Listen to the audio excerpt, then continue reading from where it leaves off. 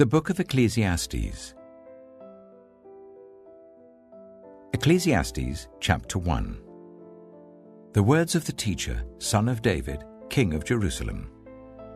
Meaningless, meaningless, says the teacher. Utterly meaningless. Everything is meaningless. What do people gain from all their labors, of which they toil under the sun? Generations come and generations go, but the earth remains forever. The sun rises and the sun sets, and hurries back to where it rises. The wind blows to the south and turns to the north. Round and round it goes, ever returning on its course. All streams flow into the sea, yet the sea is never full. To the place the streams come from, there they return again. All things are wearisome, more than one can say. The eye never has enough of seeing, nor the ear its fill of hearing. What has been will be again. What has been done will be done again. There is nothing new under the sun. Is there anything of which one can say, "Look, this is something new"? It was here already long ago. It was here before our time. No one remembers the former generations, and even those yet to come will not be remembered by those who follow them. I, the teacher, was king over Israel in Jerusalem.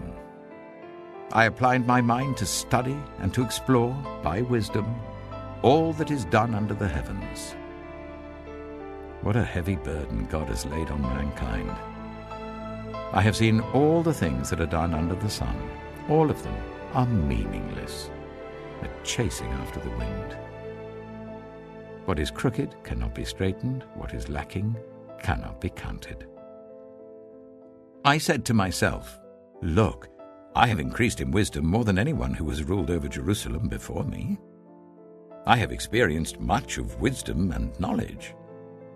Then I applied myself to the understanding of wisdom, and also of madness and folly. But I learned that this too is a chasing after the wind. For with much wisdom comes much sorrow. The more knowledge, the more grief.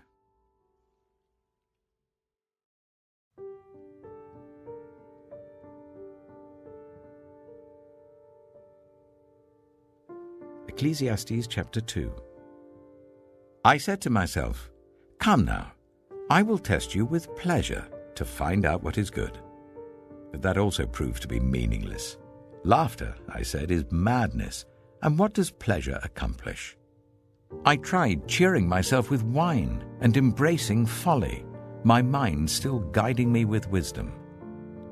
I wanted to see what was good for people to do under the heavens during the few days of their lives. I undertook great projects. I built houses for myself and planted vineyards. I made gardens and parks and planted all kinds of fruit trees in them. I made reservoirs to water groves of flourishing trees. I bought male and female slaves and had other slaves who were born in my house.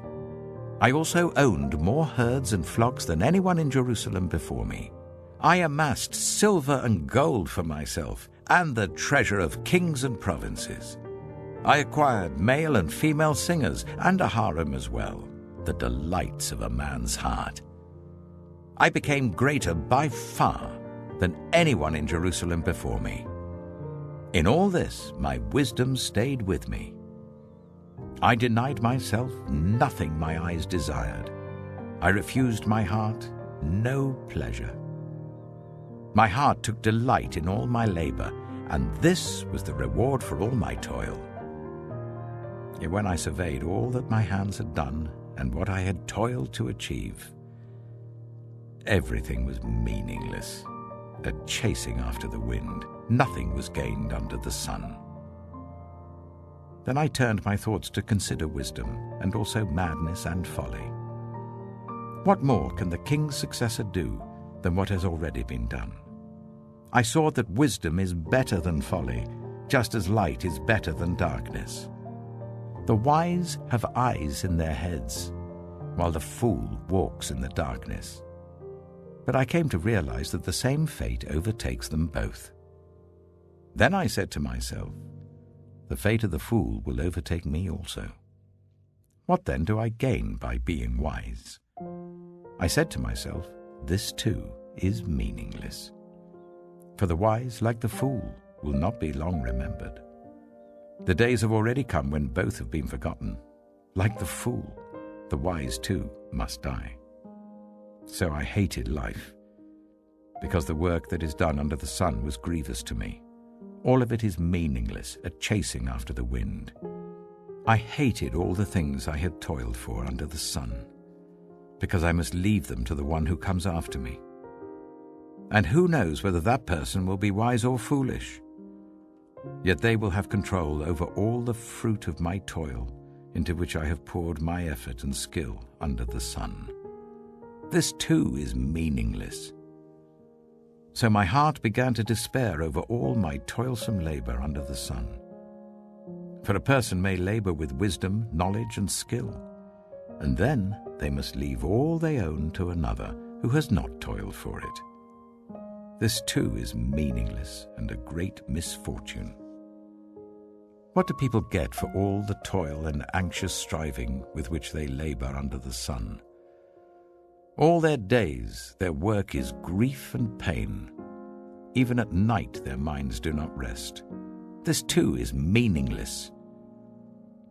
A person can do nothing better than to eat and drink and find satisfaction in their own toil. This too, I see, is from the hand of God, for without him who can eat or find enjoyment? To the person who pleases him, God gives wisdom, knowledge, and happiness, but to the sinner, he gives the task of gathering and storing up wealth to hand it over to the one who pleases God. This too is meaningless, a chasing after the wind.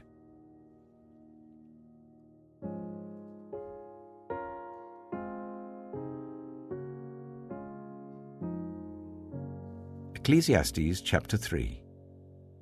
There is a time for everything, and a season for every activity under the heavens. A time to be born and a time to die. A time to plant and a time to uproot. A time to kill and a time to heal. A time to tear down and a time to build. A time to weep and a time to laugh. A time to mourn and a time to dance. A time to scatter stones and a time to gather them. A time to embrace and a time to refrain from embracing. A time to search and a time to give up. A time to keep and a time to throw away. A time to tear and a time to mend. A time to be silent and a time to speak. A time to love and a time to hate. A time for war and a time for peace. What do workers gain from their toil? I have seen the burden God has laid on the human race. He has made everything beautiful in its time. He has also set eternity in the human heart, yet no one can fathom what God has done from beginning to end. I know that there is nothing better for people than to be happy and to do good while they live, that each of them may eat and drink and find satisfaction in all their toil. This is the gift of God. I know that everything God does will endure forever. Nothing can be added to it and nothing taken from it. God does it so that people will fear him. Whatever is has already been, and whatever will be has been before, and God will call the past to account. And I saw something else under the sun.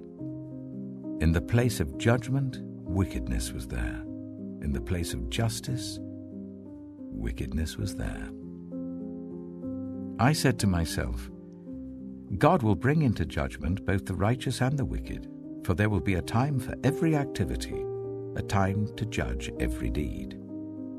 I also said to myself, as for humans, God tests them so that they may see that they are like the animals. Surely the fate of human beings is like that of the animals. The same fate awaits them both.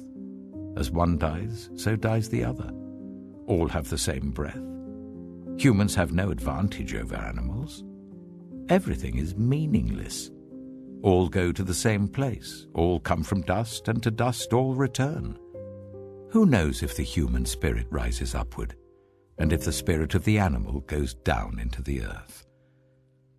So I saw that there is nothing better for a person than to enjoy their work, because that is their lot. For who can bring them to see what will happen after them?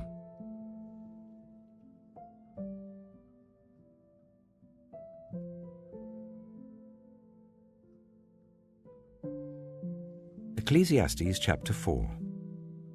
Again I looked, and saw all the oppression that was taking place under the sun. I saw the tears of the oppressed, and they have no comforter. Power was on the side of their oppressors, and they have no comforter.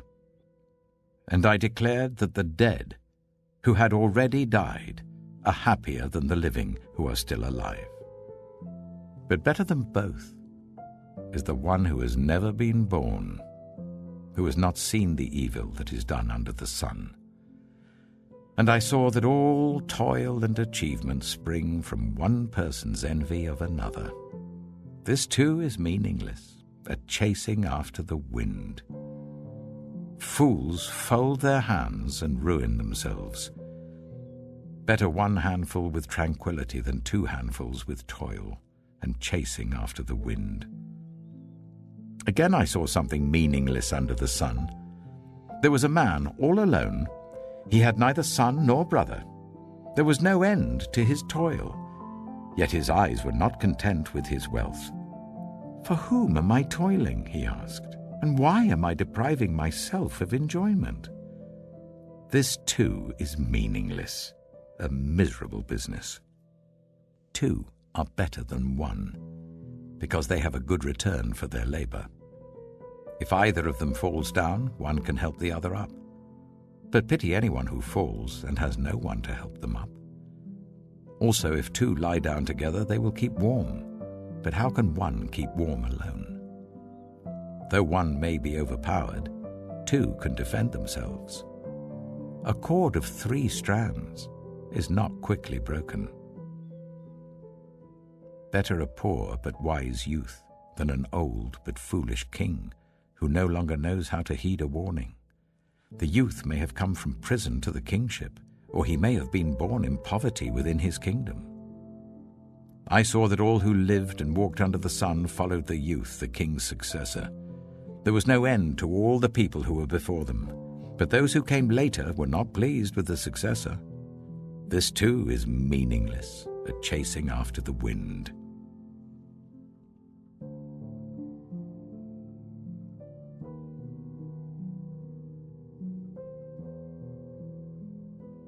Ecclesiastes chapter 5. Guard your steps when you go to the house of God. Go near to listen, rather than to offer the sacrifice of fools who do not know that they do wrong. Do not be quick with your mouth. Do not be hasty in your heart to utter anything before God. God is in heaven, and you are on earth, so let your words be few. A dream comes when there are many cares, and many words mark the speech of a fool. When you make a vow to God, do not delay to fulfill it. He has no pleasure in fools. Fulfill your vow. It is better not to make a vow than to make one and not fulfill it. Do not let your mouth lead you into sin, and do not protest to the temple messenger, "My vow was a mistake." Why should God be angry at what you say and destroy the work of your hands? Much dreaming and many words are meaningless. Therefore, fear God. If you see the poor oppressed in a district, and justice and rights denied, do not be surprised at such things, for one official is eyed by a higher one, and over them both are others higher still. The increase from the land is taken by all. The king himself profits from the fields. Whoever loves money never has enough. Whoever loves wealth is never satisfied with their income. This too is meaningless. As goods increase, so do those who consume them, And what benefit are they to the owners, except to feast their eyes on them? The sleep of a laborer is sweet, whether they eat little or much. But as for the rich, their abundance permits them no sleep. I have seen a grievous evil under the sun. Wealth hoarded to the harm of its owners, or wealth lost through some misfortune, so that when they have children there is nothing left for them to inherit. Everyone comes naked from their mother's womb, and as everyone comes, so they depart. They take nothing from their toil that they can carry in their hands. This too is a grievous evil. As everyone comes, so they depart. And what do they gain, since they toil for the wind? All their days they eat in darkness with great frustration, affliction, and anger. This is what I have observed to be good, that it is appropriate for a person to eat, to drink, and to find satisfaction in their toilsome labor under the sun during the few days of life God has given them, for this is their lot. Moreover, when God gives someone wealth and possessions and the ability to enjoy them, to accept their lot and be happy in their toil, this is a gift of God. They seldom reflect on the days of their life because God keeps them occupied with gladness of heart.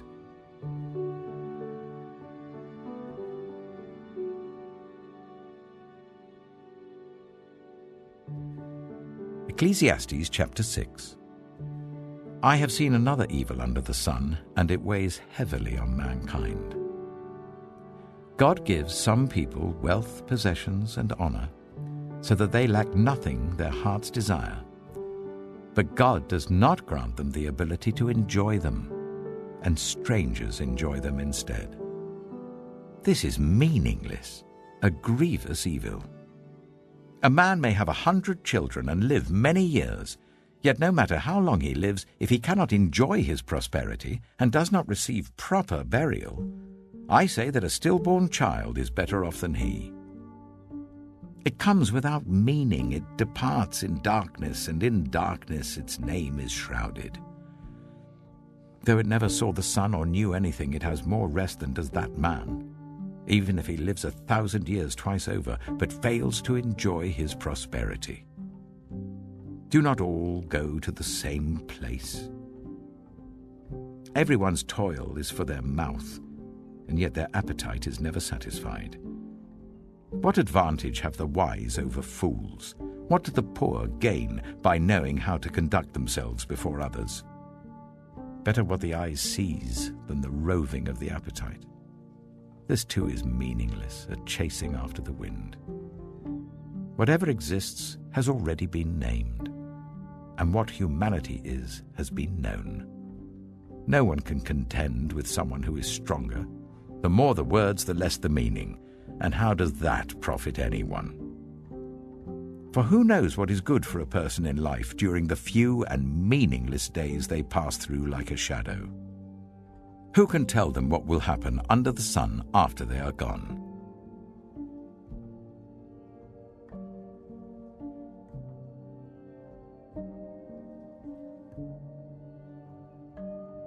Ecclesiastes chapter 7.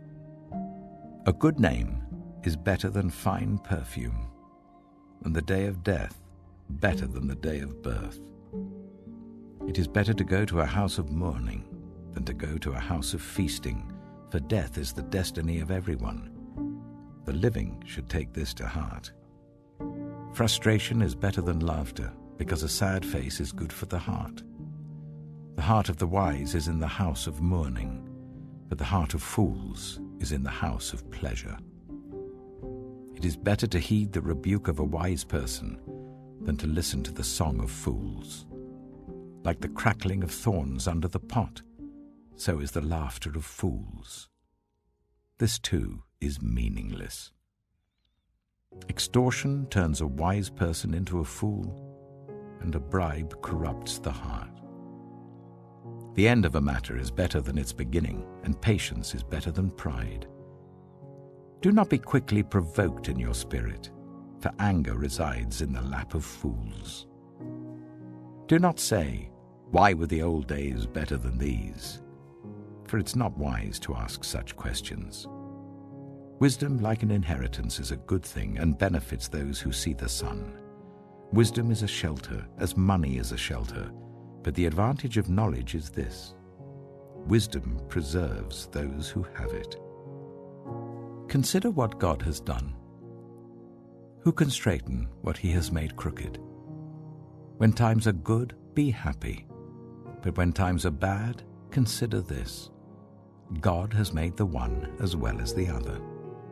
Therefore no one can discover anything about their future. In this meaningless life of mine, I have seen both of these, the righteous perishing in their righteousness and the wicked living long in their wickedness. Do not be over-righteous, neither be over-wise. Why destroy yourself?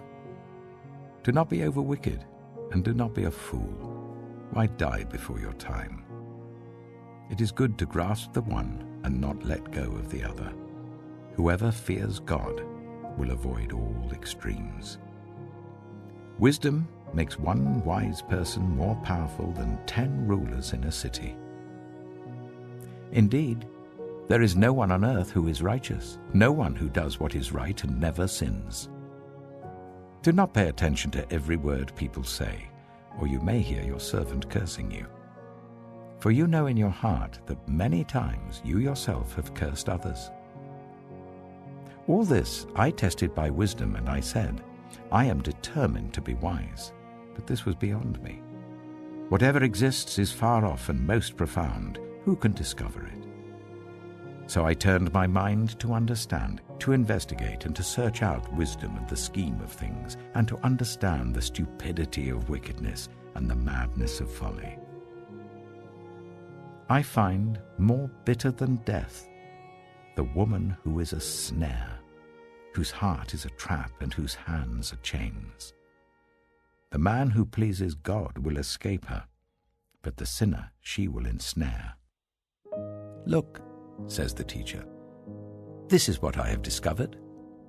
Adding one thing to another to discover the scheme of things, while I was still searching but not finding, I found one upright man among 1,000, but not one upright woman among them all.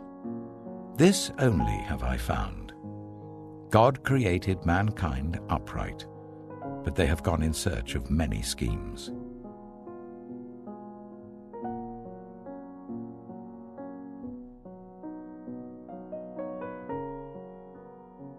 Ecclesiastes chapter 8. Who is like the wise? Who knows the explanation of things? A person's wisdom brightens their face and changes its hard appearance. Obey the king's command, I say, because you took an oath before God. Do not be in a hurry to leave the king's presence. Do not stand up for a bad cause, for he will do whatever he pleases. Since a king's word is supreme, who can say to him, "What are you doing?" Whoever obeys his command will come to no harm, and the wise heart will know the proper time and procedure. For there is a proper time and procedure for every matter, though a person may be weighed down by misery. Since no one knows the future, who can tell someone else what is to come? As no one has power over the wind to contain it, so no one has power over the time of their death. As no one is discharged in time of war, so wickedness will not release those who practice it. All this I saw as I applied my mind to everything done under the sun. There is a time when a man lords it over others to his own hurt.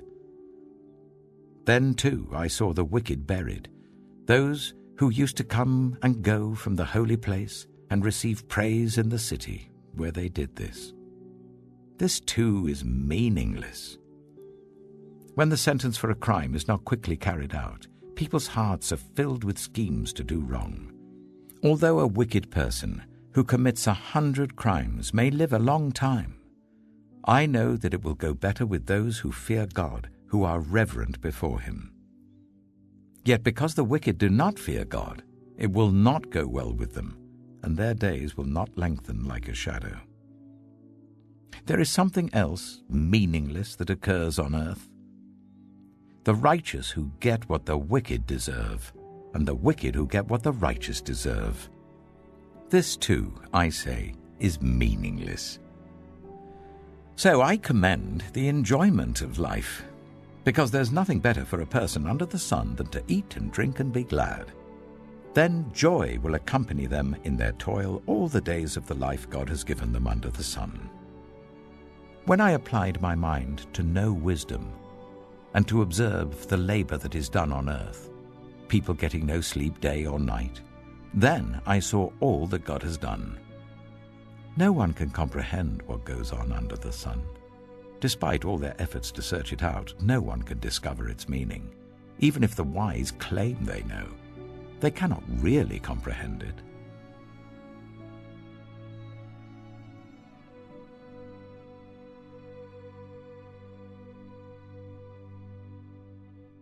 Ecclesiastes chapter 9. So I reflected on all this and concluded that the righteous and the wise and what they do are in God's hands. But no one knows whether love or hate awaits them. All share a common destiny, the righteous and the wicked, the good and the bad, the clean and the unclean, those who offer sacrifices and those who do not. As it is with the good, so with the sinful. As it is with those who take oaths, so with those who are afraid to take them. This is the evil in everything that happens under the sun. The same destiny overtakes all. The hearts of people, moreover, are full of evil, and there is madness in their hearts while they live, and afterwards they join the dead. Anyone who is among the living has hope. Even a live dog is better off than a dead lion. For the living know that they will die, but the dead know nothing. They have no further reward, and even their name is forgotten. Their love, their hate, and their jealousy have long since vanished. Never again will they have a part in anything that happens under the sun. Go, eat your food with gladness, and drink your wine with a joyful heart, for God has already approved what you do. Always be clothed in white, and always anoint your head with oil. Enjoy life with your wife whom you love, all the days of this meaningless life that God has given you under the sun, all your meaningless days. For this is your lot in life, and in your toilsome labor under the sun. Whatever your hand finds to do, do it with all your might. For in the realm of the dead, where you're going, there is neither working, nor planning, nor knowledge, nor wisdom. I have seen something else under the sun. The race is not to the swift, or the battle to the strong, nor does food come to the wise, or wealth to the brilliant, or favor to the learned, but time and chance happen to them all. Moreover, no one knows when their hour will come. As fish are caught in a cruel net, or birds are taken in a snare, so people are trapped by evil times that fall unexpectedly upon them. I also saw under the sun this example of wisdom that greatly impressed me. There was once a small city with only a few people in it, and a powerful king came against it, surrounded it, and built huge siege works against it. Now there lived in that city a man, poor but wise, and he saved the city by his wisdom. But nobody remembered that poor man. So I said, wisdom is better than strength. But the poor man's wisdom is despised, and his words are no longer heeded. The quiet words of the wise are more to be heeded than the shouts of a ruler of fools. Wisdom is better than weapons of war, but one sinner destroys much good.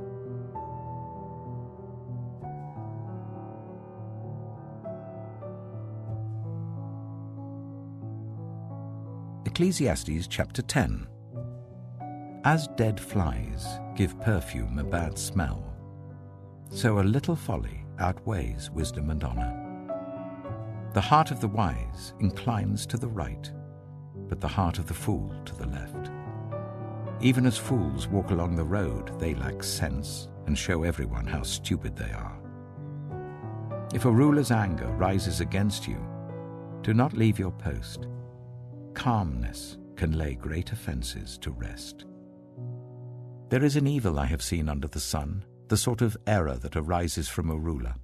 Fools are put in many high positions, while the rich occupy the low ones.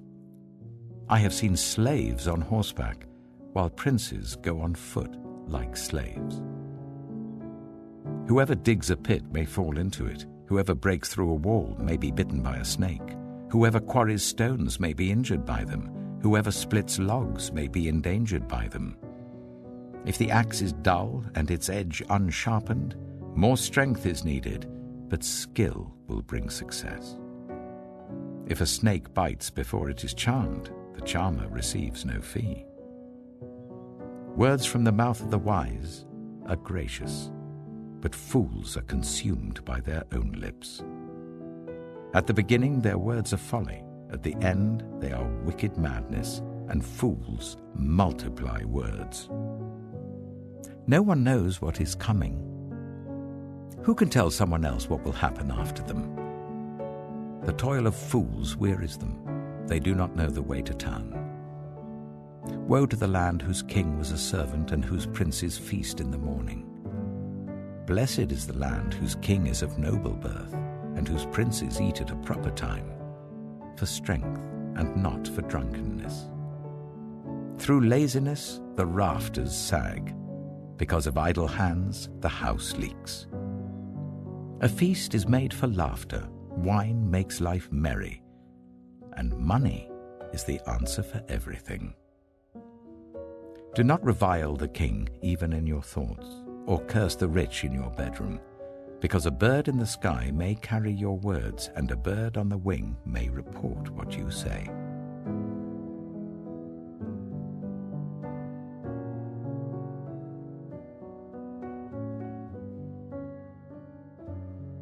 Ecclesiastes chapter 11.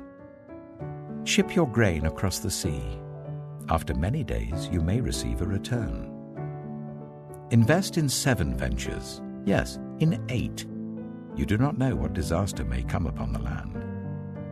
If clouds are full of water, they pour rain on the earth. Whether a tree falls to the south or to the north, in the place where it falls, there it will lie. Whoever watches the wind will not plant. Whoever looks at the clouds will not reap. As you do not know the path of the wind or how the body is formed in a mother's womb, so you cannot understand the work of God, the maker of all things. Sow your seed in the morning, and at evening let your hands not be idle. For you do not know which will succeed, whether this or that, or whether both will do equally well. Light is sweet, and it pleases the eyes to see the sun. However many years anyone may live, let them enjoy them all. But let them remember the days of darkness, for there will be many. Everything to come is meaningless. You who are young, be happy while you are young, and let your heart give you joy in the days of your youth. Follow the ways of your heart, and whatever your eyes see. But know that for all these things God will bring you into judgment. So then, banish anxiety from your heart, and cast off the troubles of your body, for youth and vigor are meaningless.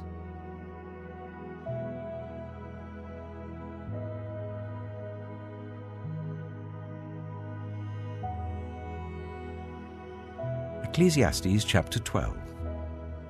Remember your Creator in the days of your youth, before the days of trouble come, and the years approach when you will say, I find no pleasure in them.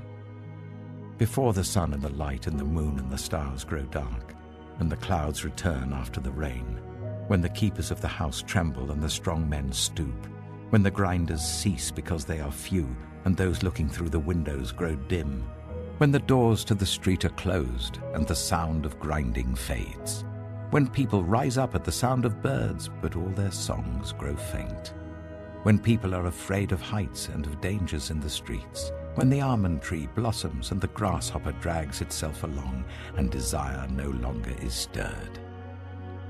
Then people go to their eternal home, and mourners go about the streets.